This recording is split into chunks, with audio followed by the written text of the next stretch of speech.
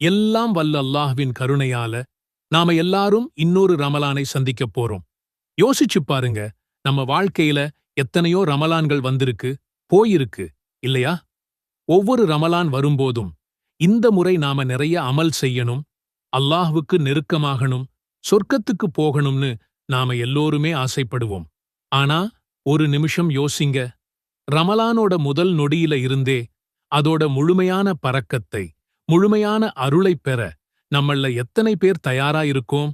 ரமலானை எப்படி சரியா நபி ஸல்லல்லாஹு அலைஹி வஸல்லம் அவர்கள் காட்டித் தந்த வழியில தொடங்கணும்னு தெரியாததால நிறைய பேர் அந்த முதல் அருளையே கோட்டை விட்டுடுறாங்க. நம்ம ரமலானை நம்ம வாழ்க்கையோட மிகச்சிறந்த ரமலானா மாத்தணும்னு ஆசைப்படுறீங்களா? ஆனா நாம எடுத்து வைக்கிற முதல் அடியே தவறா இருந்தா எப்படி? கவலைப்படாதீங்க. இந்த வீடியோல உங்க ரமலான் மாசத்தை அல்லாஹ்வின் அருளோடையும் பரக்கத்தோடையும் தொடங்க ஒரு சக்தி வாய்ந்த திறவுகோலை நாம கத்துக்கப் போறோம். ரமலான்கிறது வெறும் பசிச்சு தாகமா இருக்கிறது மட்டும் கிடையாது. அது நம்ம ஆன்மாவை புரட்டி போடக்கூடிய ஒரு மாதம். ரமலான் பிறை தெரிஞ்சிடுச்சுன்னு அறிவிப்பு வந்த அந்த ஒரு நொடி இருக்கே, அது சாதாரண நொடி இல்லைங்க. அந்த நொடியில தான் சொர்க்கத்தோட வாசல்கள் எல்லாம் திறக்கப்படுது, நரகத்தோட வாசல்கள் மூடப்படுது, ஷைத்தான்களுக்கு விலங்கு போடப்படுது, அல்லாஹ்வின் எல்லையில்லாத கருணை பூமிக்கு இறங்கி வருது. சிந்திச்சு பாருங்க, ஒரு வருஷம் முழுக்க நாம காத்துக்கிட்டு இருந்த ஒரு புனிதமான விருந்தாளி ரமலான் நம்ம வீட்டு வாசல்ல வந்து நிக்கும்போது நாம எப்படி அவரை வரவேற்கணும்? வேற சிந்தனைகளோட, கவனம் இல்லாமலா? இல்ல முழுமையான பணிவோட, அல்லாஹ் கிட்ட கையேந்தி துஆவோட வரவேற்கணுமா? நாம அந்த முதல் நொடியில என்ன மனநிலையில இருக்கோமோ அதுதான் அந்த மாசம் முழுக்க நம்ம அமல்களோட தன்மையை தீர்மானிக்கப் போகுது.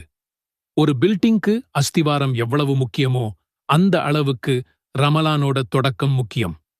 அந்த அஸ்திவாரத்தை ஒரு சக்தி வாய்ந்த துஆ மூலமா நாம பலமா போட்டுட்டோம்னா, அதுக்கு மேல நாம கற்ற அமல்கள் என்கிற கட்டடம் ரொம்ப உறுதியா அல்லாஹ் ஏத்துக்கிற மாதிரி அமையும், இன்ஷா அல்லாஹ். அந்த பலமான அஸ்திவாரம்தான் ரமலான் மாதத்தின் முதல் பிறையை பார்த்ததும் நம்ம உயிருக்கும் மேலான நபி ஸல்லல்லாஹு அலைஹி வஸல்லம் அவர்கள் நமக்கு கத்துக் கொடுத்த அந்த அழகான துஆ. இந்த துஆவை உங்க மனசுல நல்லா பதிய வச்சுக்கோங்க. அல்லாஹும்ம அஹில்லஹு அலைனா பில் அம்னி வல் ஈமான் வஸ்ஸலாமதி வல் இஸ்லாம் ரப்பி வ ரப்புக்கல்லாஹ். அல்லாஹும்ம அஹில்லஹு அலைனா பில் அம்னி வல் ஈமான் வஸ்ஸலாமதி வல் இஸ்லாம் ரப்பி வ ரப்புக்கல்லாஹ். இதோட ஆழமான அர்த்தம் என்ன தெரியுமா? ஒவ்வொரு வார்த்தையும் ஒரு புதையல் மாதிரி. யா அல்லாஹ், இந்த மாதத்தின் பிறையை எங்கள் மீது பாதுகாப்புடனும், ஈமானுடனும், நிம்மதியுடனும், இஸ்லாத்துடனும் உதிக்கச் செய்வாயாக. பிறையை சுட்டிக்காட்டி, என் இறைவனும் உன்னுடைய இறைவனும் அல்லாஹ்வே. சுப்ஹானல்லாஹ், எவ்வளவு அழகான ஒரு பிரார்த்தனை பாத்தீங்களா? நாம வெறும் பிறையை மட்டும் பார்க்கல, அந்த பிறை மூலமா ஒரு புதிய மாதத்தை நம்ம மேல உதிக்க வைக்கிற அல்லாஹ் கிட்ட அந்த மாசம் முழுக்க நமக்கு என்ன தேவையோ அதை முதல் நொடியிலேயே கேட்டுடுறோம். இந்த துஆவில் நாம கேட்கிற 4 விஷயங்களும் ஒரு முஸ்லிமோட ரமலான் வெற்றிகரமா அமைய எவ்வளவு அவசியம்னு பாருங்க. முதல்ல, ஷைத்தானோட ஊசலாட்டங்கள்ல இருந்து பாதுகாப்பு. நம்ம மனசுல தேவையில்லாத எண்ணங்கள் ஓடுமே, அதிலிருந்து பாதுகாப்பு. நம்ம நாக்கு சில சமயம் தடம் புரண்டு பொய் பேசிடுமே, அதிலிருந்து பாதுகாப்பு.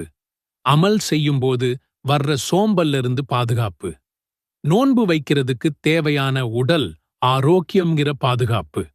இப்படி எல்லாவிதமான பாதுகாப்பையும் அல்லாஹ் கிட்ட முதல் நொடியிலேயே கேட்டுடுறோம். நம்ம ஈமான் சில சமயம் ஏறும், சில சமயம் இறங்கும். அதனால, யா அல்லாஹ், இந்த ரமலானை எங்க ஈமானை அதிகப்படுத்துற மாதமா ஆக்குன்னு கேட்கிறோம். நாங்க பிடிக்கிற ஒவ்வொரு நோன்பும், ஓதுற ஒவ்வொரு குர்ஆன் வசனமும், செய்கிற ஒவ்வொரு சஜ்தாவும் எங்க மனசுல உன் மேல இருக்கிற நம்பிக்கையை, உன் மேல இருக்கிற அன்பை அதிகப்படுத்தணும். இந்த மாசம் முடியும்போது நாங்க உள்ள வந்ததை விட அதிக ஈமானோட வெளியே போகணும்னு கேட்கிறோம். ரமலான் நிம்மதியான மாசம். ஆனா பல நேரம் உலக கவலைகள், குடும்பப் பிரச்சனைகள், மன அழுத்தம்னு நம்ம நிம்மதியை கெடுத்துடுது. அதனாலதான், யா அல்லாஹ், இந்த மாசத்தை எங்களுக்கு நிம்மதியா ஆக்கித்தா. என் மனசுல நிம்மதியைக் கொடு. என் வீட்டுல நிம்மதியை கொடு. தேவையில்லாத சண்டை சச்சரவிலிருந்து எங்களை காப்பாத்தி முழு மன நிம்மதியோட உன்னை வணங்க உதவி செய் அப்படின்னு உருக்கமா கேட்கிறோம். யா அல்லாஹ், இந்த மாசம் முழுக்க என் ஆசைகளை, என் விருப்பங்களை உனக்காக நான் கட்டுப்படுத்தி உன்னோட கட்டளைக்கு மட்டும் கீழ்ப்படிந்து நடக்கிற ஒரு முழுமையான முஸ்லிமா என்னை வாழவை அப்படின்னு கேட்கிறோம். நம்ம சொந்த விருப்பு வெறுப்பையெல்லாம் ஒதுக்கி வச்சிட்டு அல்லாஹ்வின் விருப்பத்துக்கு முக்கியத்துவம் கொடுக்கிறது தான் உண்மையான இஸ்லாம். அந்த நிலையை அடையத்தான் இந்த துஆ மூலமா உதவி தேடுறோம். இந்த 4 விஷயமும் நமக்கு கிடைச்சிட்டா யோசிச்சு பாருங்க, அந்த ரமலான் எப்படிப்பட்ட ரமலானா இருக்கும்? நிச்சயமா நம்ம வாழ்க்கைய மாத்திர ரமலானாதான் இருக்கும். வாழ்க்கையில தீர்க்கவே முடியாத கஷ்டங்கள் உங்களை சூழ்ந்து நிற்கிறதா? நம்பிக்கையெல்லாம் போய்விட்டது போல் உணர்கிறீர்களா? கடன், நோய், மனக்கவலைன்னு எதுவாக இருந்தாலும் சரி, ஒரே ஒரு சக்தி வாய்ந்த கருவி உங்கள் தலையெழுத்தையே மாற்றும்னு சொன்னா நம்புவீங்களா? நம்ம எல்லாருடைய வாழ்க்கையிலும் போராட்டங்கள் இருக்கு. காலையில் கண் விழிப்பதிலிருந்து இரவு தூங்கப் போகும் வரைக்கும் நம்மைச் சுற்றி ஏதாவது ஒரு பிரச்சனை. ஒரு பக்கம் பணக்கஷ்டம், இன்னொரு பக்கம் குடும்பத்தில் நிம்மதியில்லை. நாளைக்கு என்ன நடக்குமோ என்ற பயம் நம் தூக்கத்தையே கெடுக்குது. இந்தச் சூழலில் மாட்டி யாரிடம் உதவி கேட்பது என்று தெரியாமல் பல நேரம் நாம் தவிக்கிறோம். எல்லா வழிகளும் அடைந்துவிட்டது போல உணர்கிறோம். ஆனால் நம்பிக்கைக்கான ஒரு கதவு மட்டும் எப்போதுமே திறந்தே இருக்கிறது. அதுதான் துஆ, பிரார்த்தனை. அது நம்மை படைத்த இறைவனோடு நாம் நேருக்கு நேர் பேசுகிற ஒரு உரையாடல். அல்லாஹ் திருக்குரானில் சொல்கிறான், என்னிடமே கேளுங்கள், நான் உங்கள் பிரார்த்தனைகளுக்கு பதிலளிக்கிறேன். இது வெறும் வார்த்தைகளில்லை, இது அல்லாஹ்வின் வாக்குறுதி. நம்முடைய பிடரி நரம்பை விட நான் உங்களுக்கு மிக அருகில் இருக்கிறேன் என்றும் இறைவன் கூறுகிறான். அப்படியென்றால் நம்முடைய குரலை கேட்க அவனுக்கு யார் மூலமாகவும் நாம் செல்ல வேண்டியதில்லை. இதற்கு ஒரு மிகச்சிறந்த உதாரணம் யூனுஸ் நபி அலைஹிஸ்ஸலாம் அவர்களின் வாழ்க்கை. இறைவனின் கட்டளைக்காக காத்திருக்காமல் தன் மக்களை விட்டுச் சென்றதால் அவர்கள் ஒரு பெரிய மீனின் வயிற்றில் சிறைபிடிக்கப்பட்டார்கள். சுற்றிலும் கடல் இருட்டு, தனிமை, மரணத்தின் விளிம்பில் இருந்த அந்த நொடியில் மீனின் வயிற்றுக்குள் இருந்து அவர்கள் செய்த ஒரே ஒரு பிரார்த்தனை வரலாற்றையே மாற்றியது. லா இலஹ இல்லா அன்த சுப்ஹானக இன்னி குன்து மினல் ظالمين. உன்னைத் தவிர வணக்கத்திற்குரிய நாயன் யாரும் இல்லை. நீ மிகவும் தூய்மையானவன். நிச்சயமாக நான் அநியாயக்காரர்களில் ஒருவனாகிவிட்டேன் என்று தன் தவற்றை உணர்ந்து அவர்கள் மனமுருகி இறைவனிடம் கேட்டார்கள். இந்த துஆவின் வலிமை அந்த பெரும் துன்பத்திலிருந்து அவரை காப்பாற்றி கரை சேர்த்தது. யூனுஸ் நபியின் வரலாறு நமக்கு என்ன சொல்லித் தருகிறது? துஆ என்பது வெறும் வார்த்தைகளின் தொகுப்பு இல்லை, அது ஒரு ஆழமான உணர்வு.